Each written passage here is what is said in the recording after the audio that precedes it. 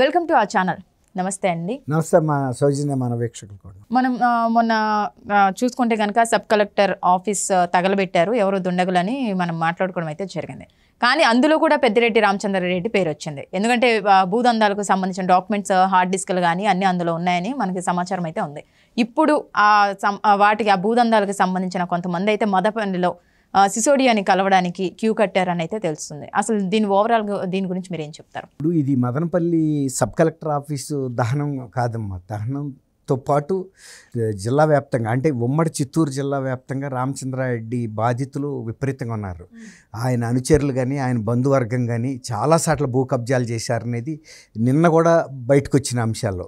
ఒక తిరుపతిలో పనిచేసిన చౌళేశ్వరయ్య అనే ఒక ఎస్ఐ, రిటైర్డ్ ఎస్ఐ, వాళ్ళ ఫ్యామిలీ కూడా దీనికి బాధితులయ్యారు. వాళ్ళ కుటుంబానికి చెందిన 1.5 ఎకరం ఆక్రమించారు. అది ఆయన కంప్లైంట్ చేయడానికి వచ్చాడు. అది కాకుండా కూడా నా సోదరుడికి చెందిన భూమి కూడా, సోదరుడి పేరు కూడా చెప్పాడు, చెన్నకేశవులు. 4.5 ఎకరాలు భూ కబ్జా చేశారు. అసలు ఎవరు కూడా రావటానికి భయపడుతున్నారు. నేను ఒక రిటైర్డ్ పోలీస్ ఆఫీసర్ అయ్యుండి కూడా నేను కూడా ఏం చేయలేకపోయాను. ఇవాళ ప్రభుత్వం స్వయంగా ప్రకటించబట్టి రెవెన్యూ స్పెషల్ సెక్రటరీ ఆర్పి సిసోడియా గారిని ప్రత్యేకంగా అక్కడికి వెళ్ళి మదనపల్లిలో ఈ భూ కబ్జాలకు సంబంధించి అనేక మంది బాధితులు విడివిడిగా వచ్చి కలుస్తున్నారు. అలా కాకుండా మీరే వెళ్ళి వాటి బాధితుల నుంచి వినతి పత్రాలు వాళ్ళు చెప్పేది ఏంటనేది మీరు వినండి అని పంపించారు. ఇది చాలా అసాధారణమైన చర్య. రెవెన్యూలో సహజంగా ఏంటంటే అక్కడ తహసీల్దార్ పట్టించుకోకపోతే సబ్ కలెక్టర్ దగ్గరికి వెళ్తారు, సబ్ కలెక్టర్ పట్టించుకోకపోతే జాయింట్ కలెక్టర్ లేదా కలెక్టర్ దగ్గరికి వెళ్తారు. అట్లా కాకుండా అమరావతి నుంచి రెవెన్యూ శాఖ స్పెషల్ సెక్రటరీగా ఉన్న ఆర్పి సిసోడియా అంటే ఆయనకి ఆల్మోస్ట్ చీఫ్ సెక్రటరీ క్యాడర్ వ్యక్తిని అక్కడ పంపితే ఆయన కూడా ఏదన్నా ఒక 5-10 మంది వస్తారనుకున్నారు. కానీ కొన్ని వందల మంది ఒక జాతర తెరణాల్లాగా వచ్చి కలిశారు నన్ను. ఇది నాకు కూడా చాలా ఆశ్చర్యంగా అనిపించింది. ఎక్కడో లోపం అంటే ప్రభుత్వ వ్యవస్థలో ఎక్కడో లోపం జరిగినట్టు కనపడుతుందని ఆయన కూడా ఒప్పుకోక తప్పలా. ఇంతవరకు బహుశా ఆయన చరిత్ర అంటే ఆయన ఉద్యోగ సర్వీస్లో ఎప్పుడు ఇలాంటి ఘట్టం ఆయన చూసి ఉండడు, చూడబోరు కూడా.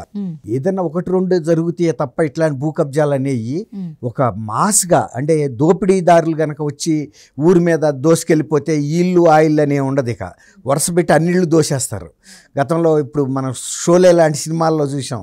అది మన సౌత్లో తక్కువ కానీ నార్త్లో గతంలో జరిగాయి. ఇప్పుడు అక్కడ కూడా కట్టుబాటు వచ్చింది. ఇదివరట్లాగా లేదు, లా అండ్ ఆర్డర్ కొంచెం ఆర్డర్లోకి వచ్చింది. ఇది ఇక్కడ ఇంత సభ్య సమాజం అనుకుని ఇంత సంక్షేమ రాజ్యం మేము అందరికీ ఇస్తున్నాము, పెన్షన్లు ఇస్తున్నాము, సంక్షేమం అని చెప్పారు కదా. అలాంటిది ఇంతమందిని భూ కబ్జా చేశారంటే ఒక్క మదనపల్లి మండలంలోనే అంతమంది వచ్చారంటే, తర్వాత అక్కడ ఇంకొక ఆమె వచ్చింది, ఒక మదనపల్లి మండలంలోనే బండికాడిపల్లి, ఆ ఊర్లో శోభారాణి అనే ఒక ఆమె వచ్చింది. ఆమె భూమి ఆక్రమించుకుంటే వీళ్ళ అనుచరులు ఇద్దరు, గోవిందు, వెంకటరమణ, వీళ్ళిద్దరి మీద కంప్లైంట్ చేయడానికి వస్తే 5.5 ఎకరాల 20 సెంట్లు భూమిని ఆక్రమించేసుకున్నారు. ఆమె ఇదేంటి అని అడిగితే పసుపు మంగళసూత్రం తాడు తెంపేసేసుకున్నారు. తీసేసుకుంటే ఇప్పుడు ఆమె పసుపు తాడు వేసుకొచ్చి, మంగళసూత్రాలు కూడా లేవు ఆమెకి, పసుపు తాడు పసుపు కొమ్ము కట్టుకొచ్చి నిన్న సిసోడి గారికి చూపించింది. కొత్త తాడు పోయినయ్యా, నన్ను ఇట్లా పసుపు తాడు కూడా తెంచుకెళ్ళిపోయారు, నా బంగారపు ఇదే నాన్తాడు అంటారు కదా, తెంచుకెళ్ళిపోయారు మంగళసూత్రంతో సహా.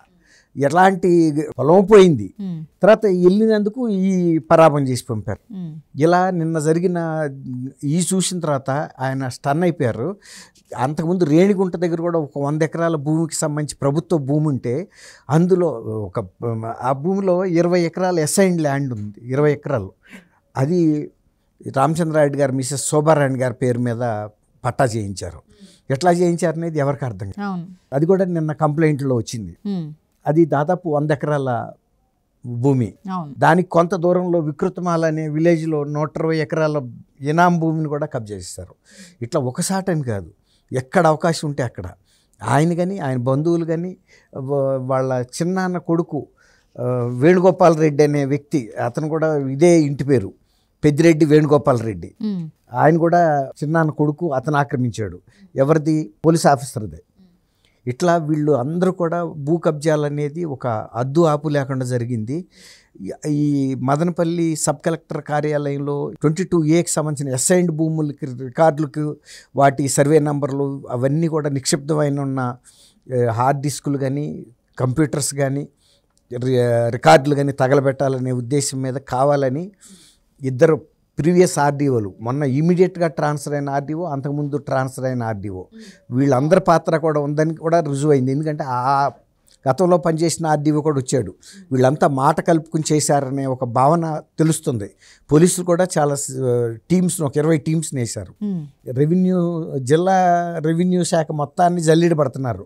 దీని మూలాలు ఎక్కడున్నాయి, దీనికి సంబంధించిన ఇన్ఫర్మేషన్ ఎవరెవరి దగ్గర ఉంది, ఇప్పుడు కాలిపోయిన రికార్డుల్లోని మళ్ళీ రీకన్స్ట్రక్ట్ చేయడానికి కావాల్సిన ఇన్ఫర్మేషన్ ఎలా సేకరించాలి, ఇవన్నీ కూడా ప్రయత్నాలు జరుగుతున్నాయి. అట్లా నిన్న జరిగినటువంటి ఫైర్ యాక్సిడెంట్, కొంతమంది ఇతర రెవెన్యూ సిబ్బందితో పాటు నిన్న స్పెషల్గా ఒక మీటింగ్ కూడా పెట్టారు. ఒక 12 మండలాలకు చెందిన తహసీల్దార్ని వాళ్ళందరినీ పిలిపించి, ఇలాంటి రిపీట్ కాకుండా కూడా ఇప్పటికి జరిగింది వాళ్ళ ఇన్సిడెంట్, ఇక ఫ్యూచర్లో జరగకుండా రికార్డ్ని ఇంకా జాగ్రత్తగా పదిలిపరిచి ఉంచడం ఒకటి, వాటి యాక్సెస్ కూడా ఎవరు పడితే వాళ్ళకి ఇవ్వకుండా జాగ్రత్తగా ఉండమని కూడా హెచ్చరించారు. తర్వాత ఏంటంటే ఈయన ఎవరు కూడా నిన్న జరిగిన ఇన్సిడెంట్ తర్వాత ఇప్పుడు వరకు బయటకు రావడానికి జగన్మోహన్ రెడ్డి ప్రభుత్వం ఉండన్నాళ్ళు కూడా ఇవన్నీ జరిగినాయి. ఎవరు కూడా బయటకు వచ్చి ఒక్క కంప్లైంట్ కూడా చేయలేదు. నిన్న వీళ్ళు అంటే ప్రభుత్వం వచ్చి ప్రకటన చేసేటప్పటికి ఒక ధైర్యం వచ్చింది, మనం వెళ్ళొచ్చు, చేయొచ్చు. ఒక పోలీస్ ఆఫీసరే రిటైర్ అయ్యేటప్పటికి ఆయనకి ఎంత అనుభవం ఉంటుంది? ఒక 60 ఏళ్ల పాటు, 60 ఏళ్ళు ఆయనే వెళ్ళలేకపోయాడంటే, 60 పై ఆయనే వెళ్ళలేకపోయాడంటే, ఒక సాధారణ రైతులు, మామూలు వాళ్ళు, ఇప్పుడు బండికాడిపల్లి అని ఆ విలేజ్ అమ్మాయి వచ్చారు కదా శోభరాణి, ఇప్పుడు అలాంటి ఒక మహిళ లేకపోతే ఒక సాధారణ రైతు ప్రభుత్వం దగ్గరికి వెళ్ళి వాళ్ళ ప్రభుత్వంలో కానీ కంప్లైంట్ చేస్తే ఇమ్మీడియట్గా అది ఎవరి దగ్గరికి వెళ్తుంది? పెద్దాళ్ళ దగ్గరికి వెళ్తుంది. వాళ్ళు వీళ్ళని పిలిచి వాళ్ళ అనుచరులు వెళ్ళి బెదిరిస్తారు, నువ్వు కంప్లైంట్ ఇచ్చేటాడు అని. కాబట్టి ఇది చిన్నగా లేదమ్మా, చాలా పెద్ద కుంభకోణం జరిగింది. ఫస్ట్ టైం కాబట్టి నిన్న రవిశంకర్ అయ్యర్ సిఐడి డీజీ కూడా అక్కడికి వెళ్ళి వీళ్ళందరితో మీటింగ్ పెట్టారు. నేను చెప్పా కదా, తహసీల్దార్స్తోనూ కొంతమంది రెవెన్యూ అధికారులతోనూ కొంత హెచ్చరికలు చేశారు. తర్వాత గతంలో పనిచేసిన ఇద్దరు ఆర్డీఓల ఫోన్లు తీసుకుని పరిశీలిస్తున్నారు. వీళ్ళు ఎవరెవరితో గత కొంతకాలంగా టచ్లో ఉన్నారు, ఎవరితో మాట్లాడారు, ఏ సందర్భాల్లో మాట్లాడారు, తర్వాత ఇతర అధికారులను కూడా ప్రశ్నిస్తున్నారు. వీటి మూలాలు బయటకు వస్తాయమ్మా, రాకుండా ఏం ఆగవు. మరి ఇప్పుడైతే ఇంతమంది, అంటే మీరు అన్నట్టు సిసోడియా గారు అన్నట్టు ఒకళ్ళిద్దరు కాకుండా ఏదో 5 మంది 10 మంది వస్తారనుకుంటే కొన్ని వందల మందిలో అక్కడ కనిపించారు. మరి ఇప్పుడు వీళ్ళందరికీ కూడా ఇంత అన్యాయం జరిగింది కాబట్టి వీళ్ళ భూములు వీళ్ళకి వెనక్కి వచ్చే అవకాశం ఉందండి? ఖచ్చితంగా. ఆయన కూడా ఆ మాట చెప్పారు. ఇప్పుడు మీరన్న డౌట్ చెప్పి మేము వీటన్నిటి మీద విచారణ చేస్తాము, ఎవరి భూములు వాళ్ళకి ఇప్పిస్తాము. ఒక్కసారి రెవెన్యూ శాఖ కనుక కొరడా జులిపించిందంటే ఖచ్చితంగా, అంతెందుకు గతంలో అసలు పనిచేసే వాళ్ళకి చిత్తశుద్ధి ఉండాలి. కానీ ఇప్పుడు వాణిశ్రీ అని హీరోయిన్ గారు ఉన్నారు కదా, పెద్ద ఆమెకి భూమిని మద్రాసులో కబ్జా చేసేసి వాళ్ళు చాలా కాలం అయిపోయిన తర్వాత కూడా ఆమె ఇప్పుడు ప్రస్తుతం ఉన్న స్టాలిన్ చీఫ్ మినిస్టర్ అయిన తర్వాత వెళ్ళి కంప్లైంట్ చేస్తే స్టాలిన్ గారు స్పెషల్గా ఆదేశాలు ఇచ్చి ఈ భూమి మీద ఎంక్వైరీ చేసి దాన్ని మీరు స్వాధీనం చేసుకుని ఈమెకి ఇవ్వమంటే ప్రభుత్వం స్వాధీనం చేసుకుని మళ్ళీ హక్కు పత్రాలని ఆమెను పిలిపించి మరి ఇచ్చాడు స్టాలిన్ గారు చాలా కాలం తర్వాత.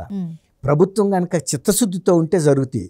ప్రభుత్వం కూడా భూ కబ్జాదారులతో కుమ్మక్కైన సందర్భాల్లో జరగవు తప్ప, ఇప్పుడు కొన్ని అంటే ఒక 70-80 ఏళ్ళగా 100 ఏళ్ళగా చెందిన భూమి పాత రికార్డులు అన్నీ వాళ్ళ చేతిలో ఉన్నప్పుడు వీళ్ళు భూమి మీద ఫిజికల్గా వెళ్ళి కబ్జా చేసినందువల్ల కొత్తగా రికార్డులు సృష్టించినా కూడా వీళ్ళ రికార్డులు విలువ ఎప్పుడు దాకా ఉంటుంది? ఒక 1 year క్రితం 2 years క్రితం సృష్టించినయే.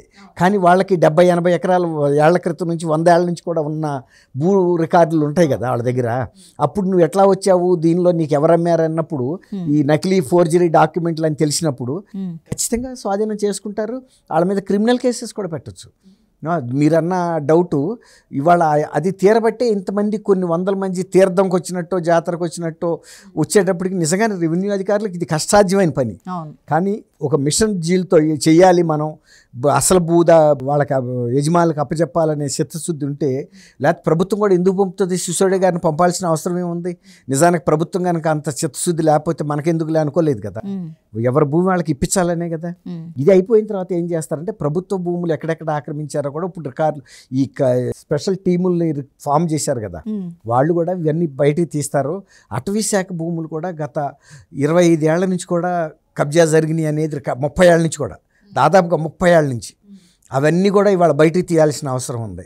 పాత రికార్డులు పట్టుకుని తీస్తే కనుక కొన్ని వేల ఎకరాల భూమి బయటకు వస్తుంది, ప్రభుత్వ భూమి.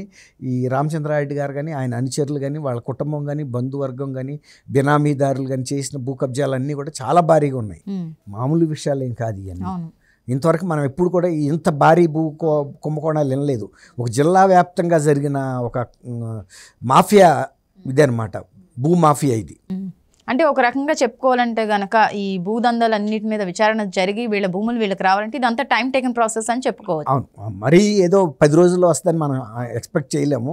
ఒక 5-6 నెలల్లో కొంతవరకు కొంతమందికి జరగవచ్చు, ఇంకొక 5-6 నెలల్లో మిగిలిన వాళ్ళకి కూడా జరగవచ్చు. ఏదంటే వితిన్ 1 yearలో చేయటం అయితే పెద్ద అందరికీ న్యాయం జరగదు మాత్రం ఖచ్చితంగా జరుగుతుంది. లేకపోతే ఇవాళ సిసోడియా గారు లాంటి వెళ్ళి అంత ఒక స్పెషల్ సెక్రటరీ క్యాడర్ ఆయన వెళ్ళి అక్కడ తీసుకోవాల్సిన అవసరం లేదు. వీటికి మీరు అన్నట్టు కాకపోతే అడిషనల్ స్టాఫ్ను కూడా పెట్టి ఏదైతే ఈ ఫిర్యాదులు వచ్చినాయో వాటి కోసమే ఎక్స్క్లూజివ్గా ఆ స్టాఫ్ పనిచేయాలి. కేస్ బై కేస్ తీసేసుకోవాలి. తీసుకుని వాటి సర్వే వీళ్ళు చేసిన ఇన్వెస్టిగేషన్ రిపోర్ట్స్ అన్నీ ఇప్పుడు స్పెషల్ సెక్రటరీకి పంపారనుకోండి, రెగ్యులరైజ్ చేసేస్తారు మళ్ళీ అసలు యజమానులు. థ్యాంక్ యూ థ్యాంక్ యూ అమ్మా.